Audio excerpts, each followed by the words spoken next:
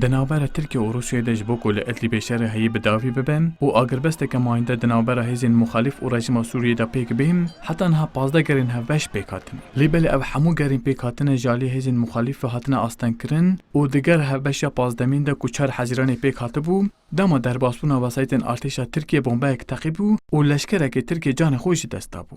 Li gel wê yekê di 6 Hezîranê de jî li Idlibê wesayeteke zexpoş a Tirkiye bibû armanc û leşkerekê diniyê Tirkiye canê xwe jî dest dabû.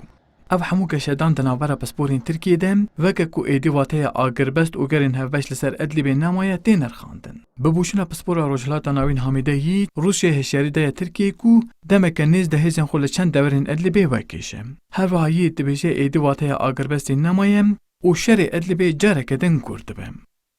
Esas olarak Suriye'ye yönelik Heta niha gerên hevbeş ku pêk hatine yek ji li gorî daxwaza Tirkiye nebû. Ji ber ku hêzên dibin kontrola Tirkiye'de û hêzên tundrew destûr nedan ev gerên hevbeş pêk bên. Li gel vê yekê Rûsyayê jî du roj berî niha hişyarî dabû Tirkiye ku başûrê rêya emçar vekêşe û bi firokeyê şer kozikên hêzên tundrew bombebaran kiribû. Êdî wateya agirbestê jî nemaye. Li Idlibê taybetî jî li başûrê rêya emçarê li devera Cebel Ez-Zaviyeyê li dijî rêxistinên veke heya Tahrir el Şam, Hurra Seddin û Artêşa İslamiya Tirkistanê dê operasyon bêne kirin.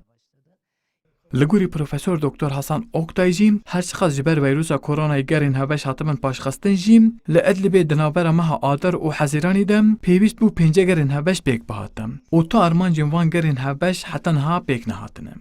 Koronavirüsten hareketle devreye çıkma konusu biraz Her çiqas ji ber vîrusa koronayê gerên hevbeş hatibin paşxistin jî, ev gerên hevbeş bawekî serkeftî pêk nayên û herê rêş li van geran tên. Em dibînin ku van gerên hevbeş hêjî tlîp nebûye devereke ewle û hêzên tundrew û çekên giran jî li Idlibê nehatine derxistin. Dişûna ku 5 gerên hevbeş pêk kirin, heta niha tenê 15 gerên hevbeş hatine kirin. Rojên pêşiya de êrişên ciddî û tund dêl ser Tirkiye hebin herêmê û nêzîkî ku ev gerên hevbeş bên bidawî kirin.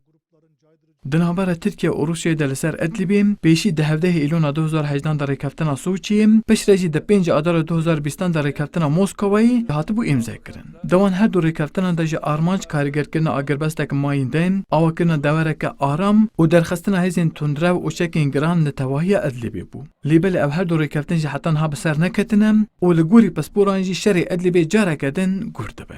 Vural êrişmiş. Kurdistan 24 Ankara.